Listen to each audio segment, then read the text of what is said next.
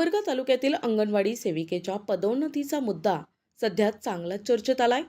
गंभीर तक्रारी आणि गुन्हे दाखल असतानाही नियम डावलून पदोन्नती दिल्याचा आरोप करत एका पालकाने थेट जिल्हा परिषद धाराशिवकडे तक्रार दाखल केली आहे.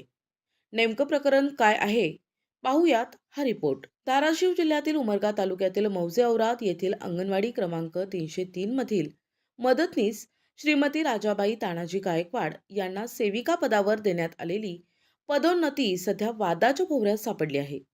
संबंधित सेविकेविरोधात गंभीर स्वरूपाच्या तक्रारी, कामकाजाबाबत नकारात्मक नोंदी तसेच उमरगा पोलीस ठाण्यात मारहाण आणि इतर स्वरूपाचे गुन्हे दाखल असतानाही नियम डावलून पदोन्नती देण्यात आल्याचा आरोप एका पालकाने केला आहे. या पालकाने थेट जिल्हा परिषदेचे मुख्य कार्यकारी अधिकारी तसेच महिला आणि बालविकास विभागाकडे लेखी तक्रार दाखल करत या संपूर्ण प्रकरणाची सखोल चौकशी करण्याची मागणी केली आहे. या प्रकरणात आता एक नवा आणि महत्त्वाचा मुद्दा समोर आलाय. 24 एप्रिल 2025 ला उपमुख्य कार्यकारी अधिकारी देवदत्त गिरी यांनी दिलेल्या टिप्पणी क्रमांक 23 चा हवाला देत संबंधित टिप्पणी संचिकामध्ये नोंदीची छाननी करण्यात आली. तेव्हा या छाननीत 13 मे 2025 रोजी MS जमादार या महिला बालविकास प्रकल्प अधिकारी यांनी केलेली एक महत्त्वाची टिप्पणी समोर आली आहे. या टिप्पणीत स्पष्ट नमूद करण्यात आले की शासन नियम आणि वरिष्ठ अधिकाऱ्यांच्या सूचनेनुसार श्रीमती राजाबाई तानाजी गायकवाड या पदोन्नतीस पात्र आहेत आणि इतर बाबी विचारात न घेता त्यांना थेट अंगणवाडी सेविका पदावर नियुक्ती देण्यात यावी. मात्र याच मुद्द्यावर आता वाद निर्माण झाला असून गंभीर तक्रारी आणि गुन्हे प्रलंबित असताना अशी थेट नियुक्ती योग्य होती का असा प्रश्न उपस्थित केला जातोय. तक्रारदार पालकाचा आरोप आहे की पदोन्नतीनंतर त्यांच्यावर दबाव आणला जात असून त्यांच्या मुलाच्या शिक्षणाचा प्रश्न निर्माण झालाय. अशा परिस्थितीत बालकांच्या सुरक्षिततेचा आणि शिक्षणाचा प्रश्न ऐरणीवर आला आहे. त्यांच्या जीवितास धोका आहे असंही त्यांनी तक्रारीत नमूद केलंय. नमस्कार, मी शीतलम कुशनिकम. माझा एकच प्रश्न आहे. एवढे गंभीर गुन्हे आणि तक्रारी चालू असताना, न्यायालयात प्रकरण प्रलंबित असताना संबंधित व्यक्तीची पदोन्नती केली कुठल्या आधारात? माझा मुलगा अंगणवाडीमध्ये शिकत असताना त्याच्या सुरक्षिततेचा, भवितव्याचा प्रश्न आहे. ज्या अंगणवाडीमध्ये माझा मुलगा शिक्षण घेतोय, संबंधित व्यक्तीची त्याच अंगणवाडीमध्ये निवड करण्यात आलेली आहे. त्यामुळे त्याच्या सुरक्षिततेचा, त्याच्या भवितव्याचा प्रश्न आहे ना. मी फक्त शासन निर्णयानुसार चौकशी व्हावी आणि योग्य ती कारवाई व्हावी. जर दोषी असतील तरच त्यांच्यावर कारवाई करावी, एवढीच माझी अपेक्षा आहे, एवढीच मी मागणी केलेली. मी एक पालक म्हणून बोलते, माझ्या मुलाच्या शिक्षणाची, त्याच्या भविष्याची, सुरक्षिततेची कुठलीही तडजोड होऊ नये. माझी नियम सर्वांसाठी समान असला पाहिजे, कायदा सर्वांसाठी समान असला पाहिजे, एवढंच म्हणणं आहे. प्रशासनानं या प्रकरणाची योग्य ती चौकशी करावी. या प्रकरणामुळे सध्या माझ्या मुलाचं नाव पण कमी करण्यात आलेलं आहे अंगणवाडीमधून. त्यामुळं वारंवार तोंडी तक्रार करून पण काही दखल घेण्यात आलेली नाही. आणि आता CO साहेबांना, इथल्या BDO साहेबांना अर्ज पण केलेला आहे. संबंधित व्यक्तीने माझ्या मुलाचं नाव कमी केलेलं आहे त्या अंगणवाडीमधून. मग शासनाचा असा हेतू आहे का माझा मुलगा घरी बसावा, शिक्षणापासून वंचित असावा म्हणून? सध्या माझा मुलगा घरी बसून आहे, कुठल्याही शाळेत नाही. आणि CDPO-कडे विचारणा केली असता त्यांचं म्हणणं आहे की तुम्ही तुमच्या मुलाला इंग्लिश मीडियममध्ये पाठवा. घटनावर CO साहेबांनी आदेश दिलेला आहे CDPO-ना. लेखी आदेश येऊन पण CDPO त्यांच्या स्तरावर योग्य कारवाई करत नाहीत. त्यामुळे ते संबंधित व्यक्तीसोबत त्यांचे आर्थिक व्यवहार आहेत, त्याच्यामुळे त्यांनी कुठल्याच प्रकरणाची चौकशी करत नाहीत आणि खालच्या व्यक्तीला CO साहेबांचा आदेशही काढत नाहीत. दरम्यान या विषयाला अनुसरून वृत्तांकन करताना दिनांक 28 डिसेंबरला अंगणवाडी महासंघ प्रदेश अध्यक्ष भगवान देशमुख यांनी NTVला फोन करून आपली भूमिका व्यक्त केली आणि धाराशिव जिल्ह्याचे मुख्य कार्यकारी अधिकारी शहाणा नाही, उमरगा CDPOच्या माया जमादार या अज्ञान आणि याच कार्यालयातील लिपिक कांबळे हे पार्सलिटी करतात असंही त्यांनी सांगितलंय. का तुम्ही काम आहात का की? हा, थोडा कार्यक्रम होता. कोण बोलता? नंतर मी भगवान देशमुख बोलतो, अंगणवाडी महासंघाचा प्रदेश अध्यक्ष. हा, बोला की. ते तुमच्याकडे ते राजाबाईचे आले ना वृत्त. कोण? राजाबाई गायकवाड. राजाबाई गायकवाड एक फोन आला होता महिलाचा सकाळी. हा ते तुम्हाला भेटले वाटतं की त्या हो हो फोन आला सकाळी 7-8ला. ते मी काय त्यांना झालं मडगावातून बरं का, भेटा. त्यांच्यावर अन्याय झाला. ऐकून घ्या जरा. हा त्यांच्याच जाऊ असल, ननंद असल, त्यांची पुतणी, त्यांनी खोट्या केसेस यांच्यावर केलेले आहेत. हा हो मग त्याच्यामुळं त्यांचं प्रमोशन होत नव्हतं.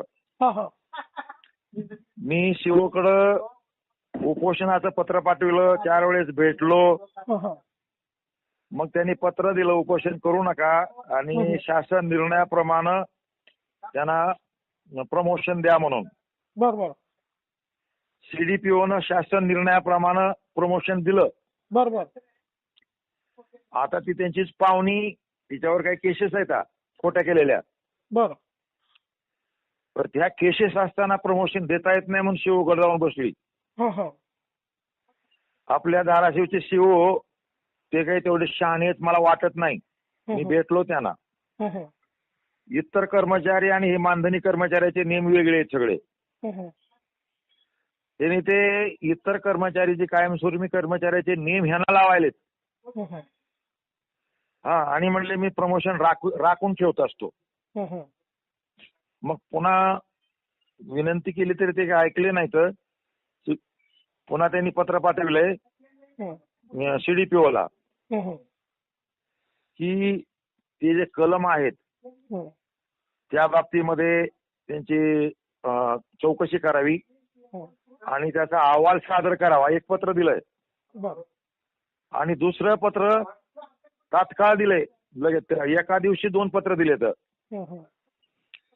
त्यांच्यावर जर कलम लागू असतील तर मग त्यांना त्यांचं प्रमोशन थांबवू का नाही याबाबत तात्काळ निर्णय घ्यावा. आता इथं जे सीडीपीओ आहे ते अज्ञान आहे. सुपरवायझर आहे, 4 तात्पुरता आहेत, याला तिथं नॉलेज नाही. आणि संतोष नावाचा कारकून आहे ना, तो पार्शलिटी करतो. ती जी बाई आहे ना दुसरी तिच्या विरोधातली, तिची बाजू घेतो. आणि हे सगळं जिरलं होतं.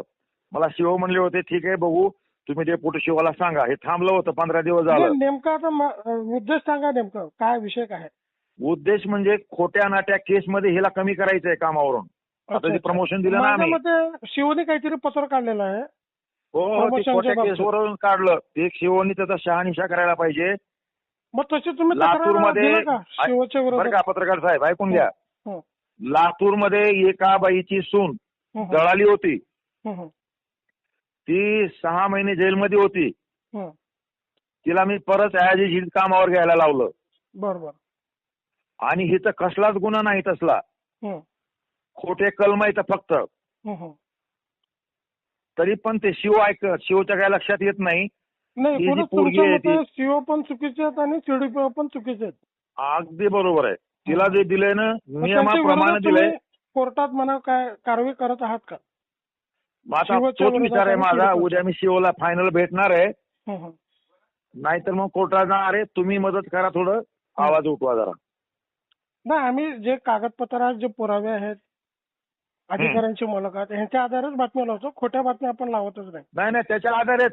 खोटा अजिबात मी म्हणतच नाही. खोटा असेल तर मी पहिलेच म्हणलं असतं त्या बाईला तुझं जमत नाही. कायदा सर्वांसाठी समान आहे आणि कायद्यापुढे सर्वजण एक समान आहेत. अगदी बरोबर आहे. ते पुरावे तुम्हाला द्यायला लावतो सगळे. बोलता शिव पण चुकीचे आहेत, काय म्हणतात शिव पण चुकीचे आहेत. म्हणजे तुमचं लातूरमध्ये ऐकून घ्या. लातूरमध्ये बरं का सचिनराव प्रोसिजर करायला पाहिजे, कायद्याची बाजू घ्यायला. नाही आता कायदेशीर मी करणारच आहे सगळं. पण आतापर्यंत थांबलं होतं, हे काय थांबना गेले तर. हो चालतं. ओके. आता कोर्टात जायचं म्हणलं त्या बाईला खर्च येतो. माझं नाव आहे अण्णासाहेब पवार. संभाजी ब्रिगेडच्या माध्यमातून सर्वसामान्याच्या, कष्टकऱ्याच्या, शेतकऱ्याच्या कुटुंबातले लोकांसाठी आम्ही लढत असतो. जो कोणावरही अन्याय होत असेल तर तिथं 100% आम्ही ठामपणे उभा राहण्याचा प्रयत्न करत असतो आणि त्या व्यक्तींना न्याय देण्याचं काम करत असतो.